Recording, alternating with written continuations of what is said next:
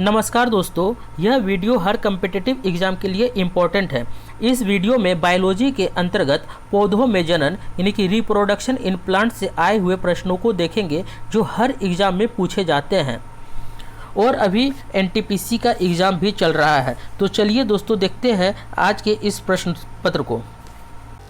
485 पर्णवृत्त यानी कि पिटोइली देश का एक अंग है। ए पक्षी, बी मनुष्य, सी पेड़, डी जानवर। इसका आंसर ऑप्शन सी पेड़। पर्णवृत्त यानी कि पिटोली पेड़ पौधों का एक अंग है। यह पौधे का वह लंबा भाग है जिसमें फूल, फल व पत्तियां आदि लगते हैं। 486 फूल में पुष्प योनि है। ए उभयलिंगी, बी मादा जनन तंत्र, सी एक लिंगी, डी पुरुष जनन तंत्र। इसका आंसर ऑप्शन बी मादा जनन तंत्र। पुष्प में स्त्री केसर मादा जनन भाग होता है। जायांग पुष्प योनि पुष्प के स्त्री जनन अंग का प्रतिनिधित्व करता है। जायांग एक स्त्री केसर या बहु स्त्री केसर हो सकते हैं। प्रत्येक स्त्री केसर में 3 भाग होते हैं, वर्तिकाग्र, वर्तिका और अंडाशय।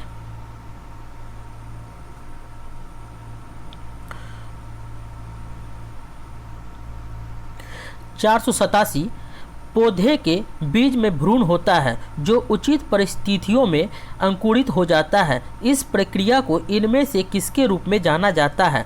ए अंकुरन, बी परागन, सी परागन, डी वाष्प उत्सर्जन। इसका आंसर ऑप्शन ए अंकुरन। अंकुरन उचित परिस्थितियों में किसी बीज के नए पौधे के रूप में विकसित होने की प्रक्रिया को अंकुरन कहा जाता है। इसके लिए बीज को 3 मूलभूत घटकों की आवश्यकता होती है। पहला जल, दूसरा वायु, तीसरा उचित तापमान।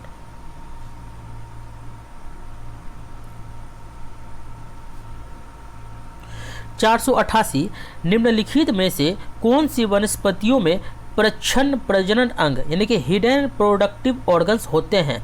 ए कलमा, बी देवदार, सी पाइनस, डी मार्सिलिया। इसका आंसर ऑप्शन डी मार्सिलिया। ऐसे वनस्पतियां जिनमें प्रच्छन्न प्रजनन अंग होते हैं क्रिप्टोगेमी कहलाते हैं। क्रिप्टोगेम बीजाणुओं द्वारा निर्मित पौधा होता है। क्रिप्टोगेम पादपों में पुष्प और बीज उत्पन्न नहीं होता है। क्रिप्टोगेम को कभी कभी थैलोफाइटा भी कहा जाता है। मर्सिलिया शैवाल यानी कि एल्गी, लाइकेन, मांस व फर्न क्रिप्टोगेम पादपों के उदाहरण हैं। 489 निम्नलिखित में से कौन सा अलैंगिक प्रजनन का एक प्रकार नहीं है? ए मुकुलन, बी बाइनरी फिजन, सी विखंडन, डी पर निषेचन।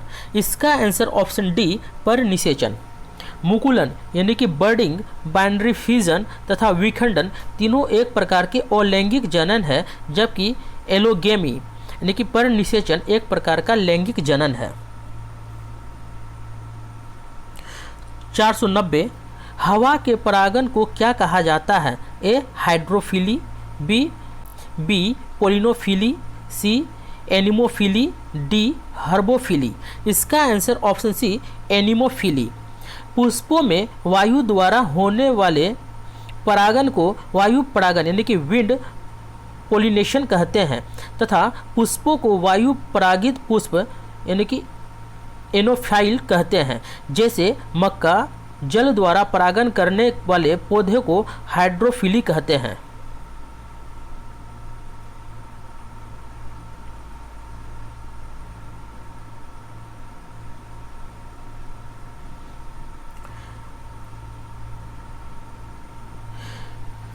(451) परागन यानी कि पोलिनेशन डैश है। ए स्टिग्मा से परागकोश तक पराग का संचार, बी पौधों में पराग का उत्पादन,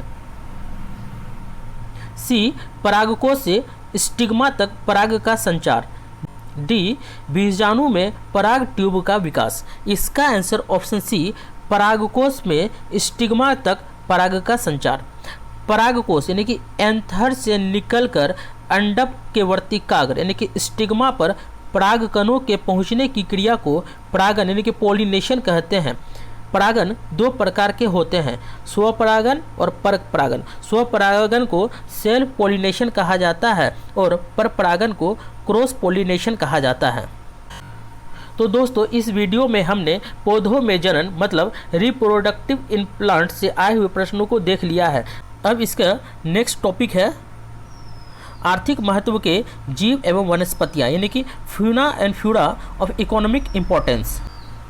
492 रेशम डैश से प्राप्त किया जाता है। A Bombyx mori, B Musca domestica, C Culex, D तितली।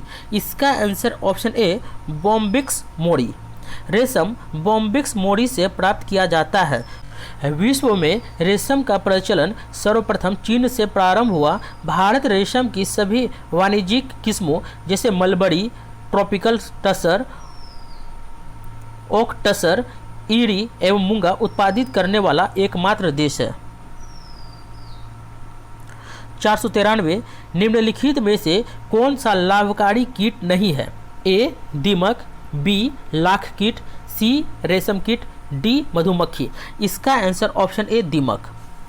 कीटों की वह प्रजातियां जो परागन, कीट नियंत्रण और फसल उत्पादन में मदद करती है लाभकारी कीट कहलाते हैं। ये कीट हैं लाख कीट, मधुमक्खी, रेशम कीट इत्यादि, जबकि दीमक लाभकारी कीट नहीं है।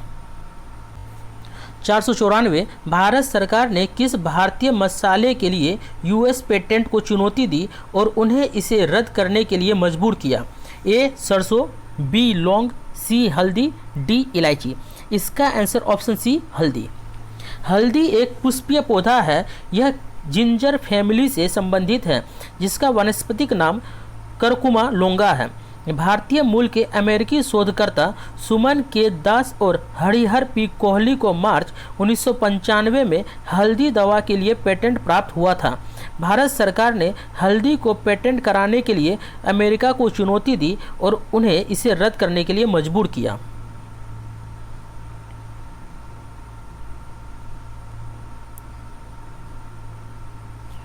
495 निम्नलिखित में से किसके उपचार के लिए अर्जुन वृक्ष की छाल का प्रयोग किया जाता है? ए क्षय रोग, बी त्वचा रोग, सी हृदय रोग, डी सूजन। इसका आंसर ऑप्शन सी हृदय रोग। हृदय रोग के उपचार के लिए अर्जुन वृक्ष की छाल का प्रयोग किया जाता है। इसे हृदय की शक्तिवर्धक के रूप में जाना जाता है। ऋग्वेद में भी इस वृक्ष का उल्लेख किया गया है। ये मूल रूप से एशिया में पाए जाते हैं। 496 इनमें से किस रेशेदार फसल यानी कि फाइबर क्रॉप का प्रयोग मोटे कपड़े, बैग, थैले और सजावटी सामान बनाने के लिए किया जाता है?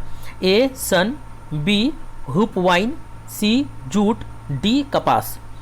इसका आंसर ऑप्शन सी जूट। जूट टिलिएसी कुल का सदस्य है। इसका जन्म स्थान अफ्रीका व भारत माना जाता है। यह कपास के पश्चात प्रमुख रेशे वाली फसल है। इसकी खेती के लिए उष्णार्द्र जलवायु की आवश्यकता होती है। इसका उपयोग मोटे कपड़े, बैग, थैले, सजावटी सामान, कालीन, दरियाँ, पर्दे आदि बनाने में होता है। उल्लेखनीय है कि भारत विश्व में जूट उत्पादन में प्रथम स्थान पर है। 497 इनमें से किस पौधे को ग्रीन गोल्ड कहा जाता है?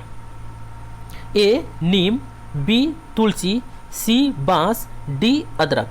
इसका आंसर ऑप्शन सी बांस। बांस को प्रायः हरा सोना यानी कि ग्रीन गोल्ड के नाम से जाना जाता है। यह भारत में हर जगह पाया जाता है। बांस को गरीब आदमी की लकड़ी के रूप में जाना जाता है। बांस घास कुल का पौधा है। 498 किस कवक को एक कवकनाशी के रूप में भी प्रयोग किया जाता है? A Trichoderma harzianum, B microsporidia, C Basidiomycota, D हेफोमाइसिटस।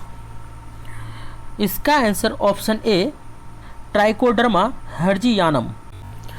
Trichoderma harzianum एक घुलनशील जैविक कवकनाशी है।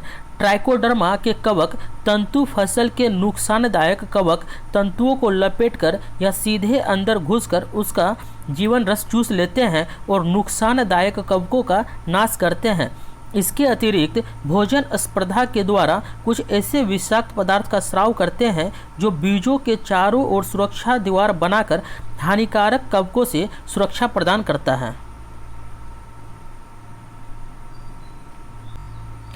499 एंटीबायोटिक डेस कवक से प्राप्त किया जाता है। ए नियोमाइसिन, बी स्ट्रेप्टोमाइसिन, सी पेनिसिलिन, डी इरिथ्रोमाइसिन। इसका आंसर ऑप्शन सी पेनिसिलिन। प्रतिजैविक यानी कि एंटीबायोटिक एक प्रकार का रासायनिक पदार्थ है जिनका निर्माण कुछ सूक्ष्मजीवों द्वारा होता है। यह अन्य रोग उत्पन्न करने वाले सूक्ष्मजीवियों की वृद्धि को मंद करता है अथवा उन्हें मार सकते हैं। एंटीबायोटिक पेनिसिलिन कवक पेनिसिलियम नोटेटम से प्राप्त किया जाता है। 500 नंबर, इनमें से कौन एक पादप उत्पाद नहीं है? ए जूट, बी रबर, सी सागौन, डी शहद। इसका आंसर ऑप्शन डी शहद। शहद पादप उत्पाद नहीं है, यह मधुमक्खी से प्राप्त किया जाता है। शहद अधिक श्यानता वाला मीठा पदार्थ होता है। मधुमक्खियां शहद को इकट्ठा करके मोम का निर्माण करती है, जबकि जूट, रबर और सागौन पादप उत्पाद है। 501 निम्नलिखित में से किसे ऊन फाइबर के लिए पाला जाता है? ए अल्पाका, बी अल्बामा, सी अपाचे, डी अलुवियल। इसका आंसर ऑप्शन ए अल्पाका।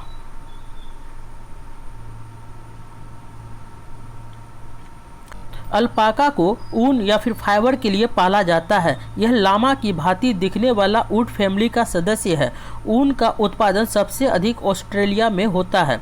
ऊन का सबसे ज़्यादा निर्यात भी ऑस्ट्रेलिया करता है। मुलायम घास से ऊन बनाने में रासायनिक पदार्थ का प्रयोग होता है। मेरिनो ऊन मुख्य रूप से ऑस्ट्रेलिया में उत्पादित होता है। भारत में कश्मीर, पंजाब, राजस्थान में ऊन का अधिक उत्पादन होता है। 502 निम्नलिखित में से किन पौधों से रक्तचाप का उपचार किया जाता है? ए जामुन, बी तुलसी, सी सर्पगंधा, डी बबूल। इसका आंसर ऑप्शन सी सर्पगंधा। औषधीय गुणों से युक्त सर्पगंधा रक्तचाप के उपचार में सहायक है।